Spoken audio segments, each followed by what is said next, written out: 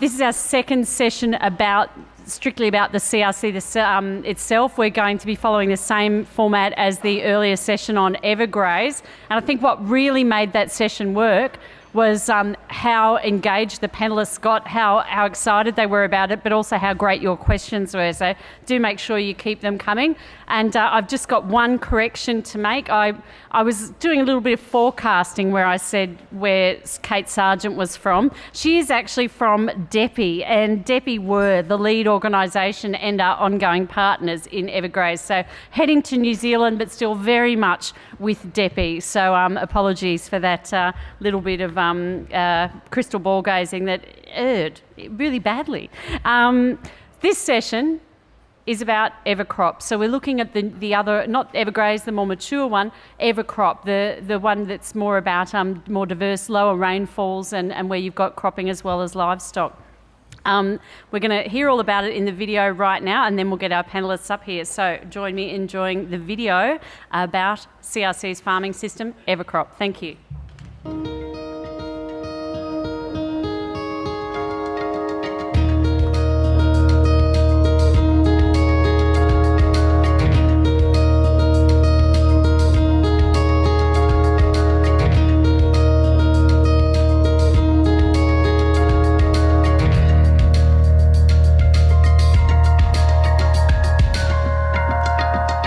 Yeah, EverCrop's been operating in 3 major different rainfall zones around Australia. The uniform rainfall zone, where the focus has been on perennials in cropping rotations, such as lucerne and other grasses.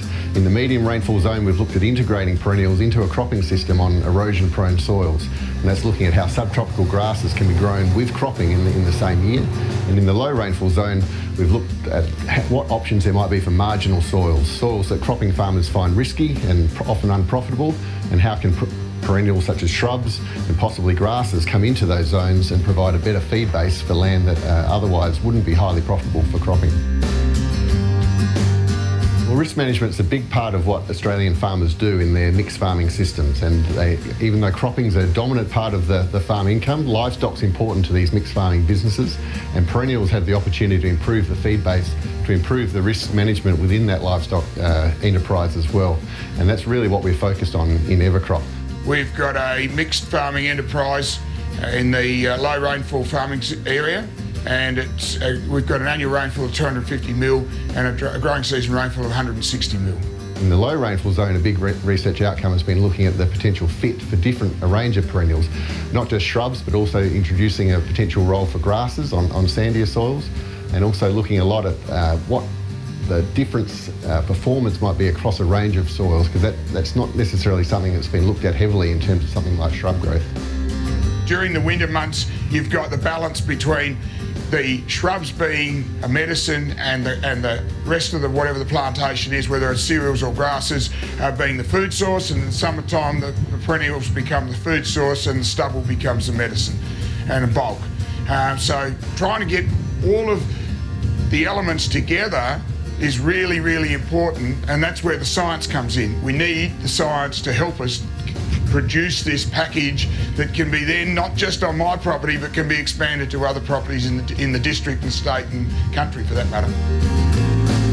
Big research outcome in the medium rainfall zone in Western Australia has been looking at just this novel system of pasture cropping, how you can introduce subtropical grasses successfully and allow farmers to crop these rather fragile soils and still gain an important feed base through the summer and autumn months for the livestock.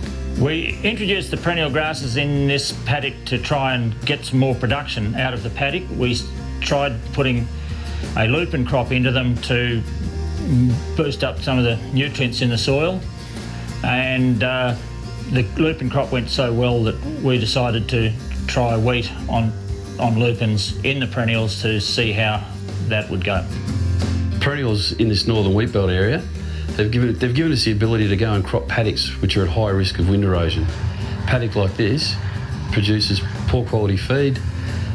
Summer grazing is virtually out of the question. The perennials here have enabled us to stabilise the paddock. We've got great feed. We fill that autumn feed gap, take advantage of early rains, and Grant here has taken it to the next level by putting a winter crop over the top, which is giving him additional income when he's not really needing the feed. So all around it's a pretty good thing. In the uniform rainfall zone, a big research outcome has been looking at how farmers can better transition between crop and pasture and the role of cover cropping, and generated some real thinking about how we can better do that in terms of shifting from pasture phase to crop phase. Here in the southwest slopes area park, about an 18 to 19 inch rainfall, run about 4,000 acres and cropping 75%, and the other 25%'s self-replacing merino flock. So pasture's a big issue. We found it through the drought with just lucerne on its own, even though we could get it to establish, not in a cover crop situation. When we got established, we just had a lot of bare dirt, lucerne and bare dirt. So we needed to get something in there to spread the feed source right through the winter as well. And the Phalaris and the cocksfoot in these trials look like they're showing up pretty well.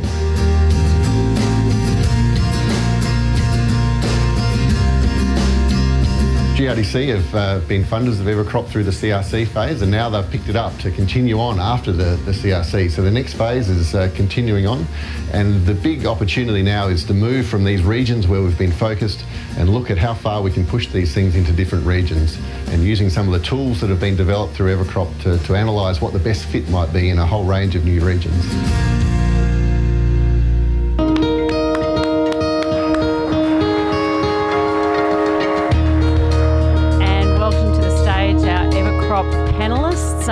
Leading is the session leader, Clinton Revell from the Department of Agriculture and Food WA, program leader I should say there. Coming up behind Clinton, Rick Llewellyn from CSIRO in Adelaide. Sitting next to Rick is Alan Buckley, a farmer from Waikerie in South Australia, who you also just saw on the big screen. Sitting between Rick and Clinton is Grant Bain, another producer who was just having his 15 minutes of fame on screen there, from Dan Darrigan in Western Australia. And at the end here, stepping in for one of our other farmers who was on the screen, but who had a rain event at his property, as we're now calling them. So he's unable to make it. He's got to make use of that rain event. So we've got Richard Hayes from the New South Wales Department of Primary Industries joining us on the panel here. Now, we've got a lot to get through in this session, so let's get right to it. Clinton, EverCrop, it's an interesting contrast to Evergraze, cropping as well as livestock. What were the challenges that you faced in this farming system? Well, I think you're right, Bernie. I mean, the addition of cropping does present some additional challenges when we're thinking about integrating perennial pastures into a farming system. So you're right. I mean, we are dealing really now with mixed farming systems. So, and in these systems, often livestock systems, while they're often incredibly valuable, to the farming system as a whole, they are often secondary to the cropping system, and so it's important to recognise that, and we do need to tailor our forage systems to recognise the needs of cropping. And that's particularly managing that that transition from crop to pasture, pasture to crop. These environments, cropping landscapes, are often drier environments than the sort of environments that we heard about earlier this morning with Evergraze. And so as a consequence of that, we really are dealing with probably fewer or less mature perennial forage options. So that's been an additional challenge for EverCrop, and you'll. But I guess the upside of that is, and you've seen it in the video, that there are some incredibly exciting opportunities that growers are now starting to embrace. We know there's more work to be done, and there are other technologies that we'll touch on that will feed into this mixed farming system that we're trying to progress. Terrific. Rick, we've seen that it was EverCrop was trialled across Australia, and we've just heard from Evergraze earlier about the involvement of farmers and how critical that was. How did this CRC involve farmers in EverCrop? Well, it was really important that we involved farmers centrally in the whole approach. So we tried to have a common approach across Australia, but we knew that we'd have to have a very localised approach, and with sort of deep farmer involvement at that level, because there's a lot of constraints that we have to deal with and a lot of management considerations when you're mixing between cropping and livestock. So in each region, we had local adaptation groups of farmers who are a mixture really of those passionate about some of the perennial options, as well as those who weren't actually using some of them and could sort of clearly recognise some of the constraints and some of the hurdles that had to be overcome to take these things on. The other important partnership we had with farmers right through all the regions with farmer groups. So partnering with major sort of strong local farmer groups such as the Minginoo Irwin Group in Western Australia, Mallee Sustainable Farming in the Mallee and SA Victoria, and getting the most out of those groups and those partnerships so that we could really expand the reach of the work. Is that the sort of thing that the project's done to help build the confidence in farmers to take up these technologies, or other things as well? Yeah, so it's important. Those partnerships with farmer groups as well as with CMAs allowed us to have increasingly local extra spin-off projects that gave local farmers the chance to see sort of local activity, more beyond what we could do just with our own research. And at the same time, we're also be able to partner with advisors too, who could also build confidence among farmers. And the other important thing there is that we're able to develop tools so and those would produce the analysis that would help the advisors gain confidence in these things and then spread that message on. And there's been a range of technologies involved, Clinton. Well, I think the situation there is that while we've had, it's not a new concept, this integration of pasture and crop, but it's probably useful to, I'll just move forward a slide perhaps there, just to think about how we might sort of think about some of these systems. And there's a not new concepts, but the idea of rotation, integration and separation of systems is quite applicable to the EverCrop story. So in terms of rotation, what we're talking about is sequences of crop and livestock enterprises over time. So if you like, that's the 2 or 3 years of lucerne, 2 or 3 years of crop, rotating through. And that's the sort of system that was looked at in New South Wales. And I guess the researchable questions there were things like, dealing with that transition from pasture to crop and from crop back to pasture again.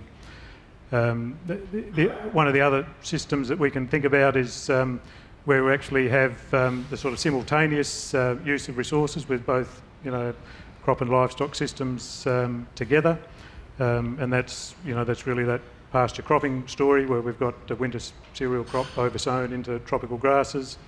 Cover cropping of lucerne fits that system. And then we heard another one this morning, even just to show the boundaries are not completely drawn. Morgan this morning was talking about oversowing peas into kikuyu. So that's another example of where we've got the sort of simultaneous use of resources with crop and livestock systems. And I guess the other system is, loosely terms this sort of separation system, I guess, where we're not talking about shared areas of the landscape. We're identifying those areas that are poor cropping soils or marginal cropping soils and treating those quite differently. And so the shrub-based system or a salt bush system, sort of utilising those less arable or poor quality cropping soils as separate from the good cropping country is a way to visualise the sort of suite of systems that we're interested in. And it is a real suite. There's no single solution. It's about tailoring to climate That's right. and soils. There is no single system. It's a combination of elements that make this. Grant, we saw the impressive footage there. What's been the impact, again, if it's not a personal question, in dollars of productivity of having the grasses under your crop? And there's no one from the ATO here, just before you answer that. That's a relief. It's the returns appear to be on an average about $450 a hectare. Costs are up, getting up around $200 a hectare. I don't know that the benefit is so much in the dollars off the crop as in the benefit of regenerating tired perennial pastures and still being able to get a dollar return off those pastures while you're regenerating them. So that's where I see the biggest benefit. And what gave you the confidence to try pasture cropping? We sort of fell into pasture cropping, I guess, almost by accident. We sowed some barley into a newly sown paddock of perennial grasses, and with the aim of grazing it off. We had a good season, and then we couldn't buy any cattle. And thanks to an observant neighbour and a bit of help from him and some agronomists, we turned what was a bit of trashed in barley into a crop, and of course the perennial grasses came away underneath it, and yeah, we thought, well, this could be a trick. So, so we pursued that, and then the following year we pursued it a bit more. Same thing. We trashed a few lupins into one of those paddocks that's in the video, and we weren't sure what we were going to do with it, and with the help from agronomists, and by that stage we'd got involved with people from through the CRC. And with a bit of advice and help, we actually turned that into a crop, and it's gone on from there. Some of the best things start off as accidents. I think that's just terrific. Do you think you'll expand the area on your land under pasture crop? I think the main objective will be to use it as a regeneration tool in the existing pastures, the perennial pastures. But I think that the future might be to try and find a perennial legume for our country where lucerne is pretty hard to grow. Got any tips, Rick?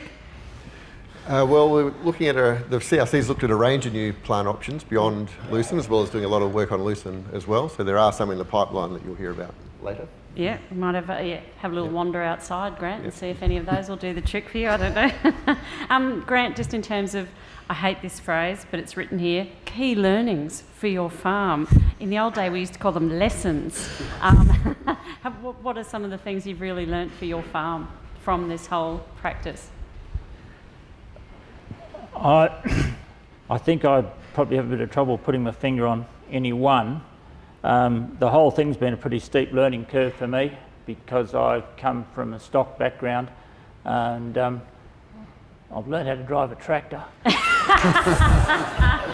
That's a skill that'll never go to waste. I'm sorry. I'm putting it down, but the whole thing. Look, I have trouble putting my finger on anything in particular. The whole thing has been one very steep learning curve. It's getting steeper. The more I learn, the steeper the curve's getting. So, and I guess just being able to keep your mind open to the possibilities, and just the interaction with other people that are doing like-minded things has been tremendous. I think that's fantastic. I think that really nails the lesson there. Alan, we've heard a bit in the videos this morning about risk management. You're in a low rainfall zone. How's your involvement with the CRC's work affected or changed your attitude or made you rethink your risk management on your property? That's a pretty interesting question. And I find it difficult just to nail that, as Grant just said, in one point, but it really goes back to when I started no-till farming 20 years ago, and I wasn't prepared to give away sheep, and I knew that no-till and continuous crop fell hand in hand, and the evolution of trying to manage livestock in that meant that I had to find a system where I could integrate the livestock, which meant changing the farming system to shearing in March, and so that, because you can't change the time when it rains, you can only change the time when you can manage livestock. So anyway, we lamb in July now. So that sort of opened up my eyes to all of the opportunities. And we also got mixed up with planting saltbush. It was a big thing about 20 years ago. We planted quite a bit of saltbush, but we didn't necessarily plant it on the poorer soil types. And through this whole process of developing rotation, developing a farming system, it came to me that the foundation was the most important part of this whole evolution of what I didn't realise was going to happen over the next 20 years. So I developed a foundation that I thought was pretty strong from a soil point of view, and then over a period of years identified the soil types that were poorer performing in terms of cereal cropping, which happened to be the rubbly flat, stony flats in the lower rainfall areas. And started planting saltbush on those areas. But of course we were planting saltbush in rows 1.2 metre plant spacings and 4 metres of row width. So it was just a hedge of saltbush. So grazing that saltbush alone wasn't satisfactory because the livestock had plenty of protein but not enough energy. And so therefore we had to try and we really left that alone and focused on the cropping side of the whole farming system until the CRC started and people like Rick turned up and wanted to talk about the perennial plants and Jason came along and we set up some trials. And so from that we've now put a program in place where we're trying to link the perennial plants and the crop together on the same site to try and get a better feed base. That's a remarkable tale of 20 years, and you certainly haven't taken the easy option right from your no-till beginning, so it's great. Do you feel it's really working for you in a mixed farming situation? Oh, absolutely, because we're starting to fill the feed gaps now. And if we get summer rain, we can use the saltbush and other perennials which will evolve in the next few years into the plantings to cover that feed gap. Yep. So that we can keep our cropping areas clean, and if we don't need them then, we can use them at other times of the year, shearing time, etc., etc. So it's just an evolution of a farming system, and hopefully it's a model that'll just keep self-perpetuating over the journey. Thanks, Alan. Can I just perhaps jump in there, just talking to Alan earlier. It's interesting that actually some of the cropping technologies are now making some of the decision making for about where to place some of these perennials in the system a little bit easier. So the use of yield mapping and yield monitoring has actually allowed us to better identify those marginal or poorer cropping soils, which then you can start to think about other forage options as Alan's doing. So it's actually a combination of cropping and livestock technologies is quite interesting. Is flexible enough to take in those new things as they're coming along and build with them. Yep. Richard, perennials like lucerne have been a part of New South Wales cropping systems for a while, but we saw Jeff talking about still dealing with the issues of getting lucerne to perform. We heard Grant talking about that as well. How has EverCrop, the project, helped farmers improve their decision making? Yeah, well, I mean, I was lucky enough to spend an hour with Jeff last week, and I'm glad I did. Good, because you're prepped for the panel now. So because that's great. Well, that's right. Tell me what you learnt. No, but I mean, he does send his apologies. He said to me last week he had 300 hectares to sow, so I'll be there on Tuesday, and then of course we had a wet weekend, so he's still sowing. But I mean, I think the thing that the project's done for Jeff and blokes like Jeff is that it, first and foremost, it's just raised awareness. The Evergraze team said earlier, the establishment of perennials is a big constraint to the adoption. So getting them established is a big hurdle to get over. Getting the confidence to get them established is a big hurdle to get over. And of course, when you're in a cropping-dominated farming system, in a cropping-dominated region, there's a lot going on at this time of the year. And Jeff's absence is testament to that. So, just to have a project that focuses in on the pastures, focuses in on the perennials, and raises awareness, and really just gets the farmer to ask questions of himself. Am I doing the best thing here? Am I getting the most out of the lucerne here? Can I afford to lose this paddock? If we get a dry season, can I afford to have a real failure?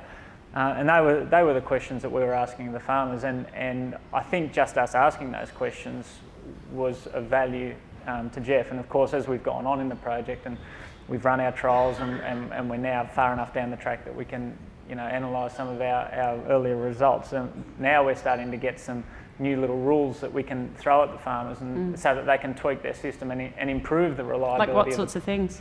Well, things like crop sowing rate. We're putting in. We spent a lot of time in our project on establishing pastures under a cover crop. So this is where you sow your pasture seed and your crop seed in the year one. at the end of the first year, you harvest the crop and sell the grain, and there's some handy cash, and then you leave the pastures there, and that's the start of your pasture phase. Now, previously, the recommendations were, well, if you're going to sow a crop there, go to half your crop sowing rate. So if at Area Park, Jeff's on a 45 kilo sowing rate for wheat, if he's just sowing wheat by himself. So when he sows a cover crop, he'll sow it around 20 kilos. We're suggesting that we come back further to about a quarter, so 10 to 15 kilos per hectare. So, you know, not world-beating science, but it's a tweak to the system which doesn't cost him a lot in grain yield, but can have a big impact on the effectiveness of the pasture and its reliability. And that's born out of the research that you've done as part of the project. Yeah, that's right. It's not just a number you plucked out of the air. No. Good. We do have some numbers behind that to justify it. And you know, blokes like Jeff Tidd had trials on their place, and they're the trials that we're using as a basis for the revised recommendation. Terrific. It's time for us to go to you for your questions. We might have some questions coming through on Twitter, but we're really looking for questions. Always much more interesting where there's an actual person asking a question in the room. So make sure you wave your arm around if you've got a question for our panel. And in the meantime, Grant, how important... Yeah, this is interesting. How important are the environmental benefits, like dealing with soil erosion and improving soil quality, to your farming system? Short answer, big, huge. Where we're farming, it's very closely compared to hydroponics. What you put in is what you get out. Yeah. And in an average year, the annual systems can pick up any inputs that you've spread. But if we get a good year, a lot of the inputs get washed past where the annuals can pick them up, and the perennial systems seem to be able to pick them out, pull them out of the deeper layers. And I think when we first started planting perennials, I think we were pulling out nutrients that had been put down there 20 years ago. And so there's no, we're not losing the inputs like we were. Mm-hmm. Apart from that, the benefits are, we've got a bit of grazing cover in out of our cropping paddocks, apart from just a bit of stubble, and the perennials hold the paddocks together so that they don't get up and go next door every time we get a bit of a wind, which happens. Yep. Fairly often in an annual based system. Terrific. And we have a question here, yeah? Ed Barrett-Leonard, UWA and Department of Agriculture and Food, Western Australia. I'm really interested in the potential downside of the perennial component and its impact on crop yields and how that affects the profitability of the whole system. I'm sitting next to a farmer here from Tamman who hasn't had very much rain this summer, and I'm just wondering if it's if this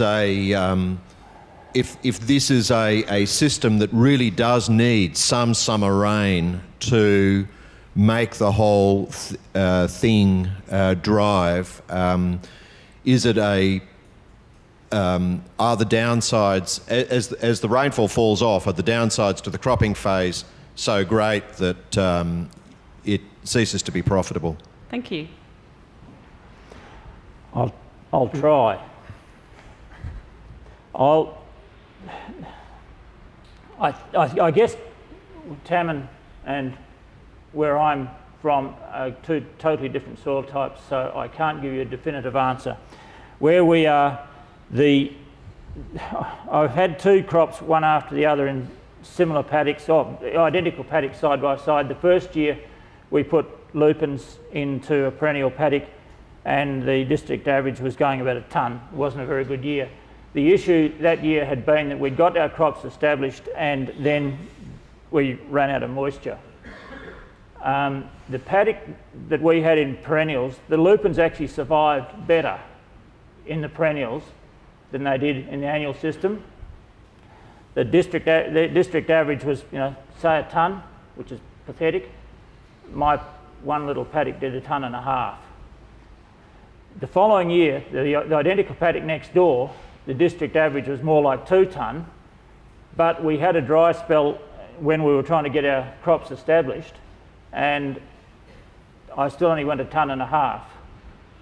So I think we're going to lose, we're going to have a yield penalty in some years, and other years we're going to get a yield advantage. And as far as the summer rain goes, I think in my system, I think we're less reliant on the summer rain than we are on the winter rain after we've sown. Thank you, Grant. I mean, it's clearly very seasonally dependent, and the Mora site, which was a major site led by Dave Ferris in Western Australia, produced some really eye-catching results showing very little yield loss in a lot of seasons. So with that comes the need to then think ahead on how reliable it might be over a whole range of seasons. And I guess that's where a reason why EverCrop's focused a lot on simulation modelling and analysis, so you can really start to look at the risk and reliability across a whole suite of seasons, the sort of range of seasons that you wouldn't see in a 5-year experimental period. And hopefully that helps others sort of build up confidence and get a realistic expectation, even though it's modelling, a realistic expectation of what the variability might be over a broad range of seasons and the probabilities involved. And the New South Wales experience, I think, is worth noting too. I mean, we've grown lucerne for well, over 100 years, and for some decades in rotation with crops. And in fact, the reason farmers do that is because of the benefits of the lucerne to the crop. You know, it's not just the livestock benefit in terms of forage. It's the nitrogen that it puts back to the soil. It's also the restoration of soil physical characteristics. So there is some clear benefits of the perennials. There are some potential problems with as you suggest, the dewatering of the profile, you know, the effect on the subsequent crop.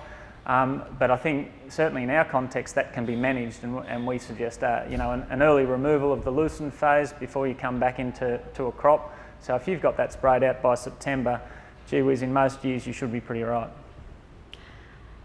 Thanks very much for that. Very competent. Oh, very quickly, yes.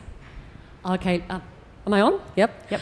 Lucinda Corrigan, I'm a red meat producer from southern New South Wales, I must say, on a momentous day where we just had the free trade agreement signed with Japan. Just had to put that in. I'm really interested in the main impediments to really getting more livestock into the sort of mixed, especially the low rainfall zone, and how you sort of see that. I mean, last spring we had a major frost event in southern New South Wales, and the modelling says that people with livestock in the system have sort of more resilience in terms of income in those tough years. But I'm interested in what the farmers and what Rick sees in terms of sort of the impediments to getting livestock back into some of those large-scale cropping systems.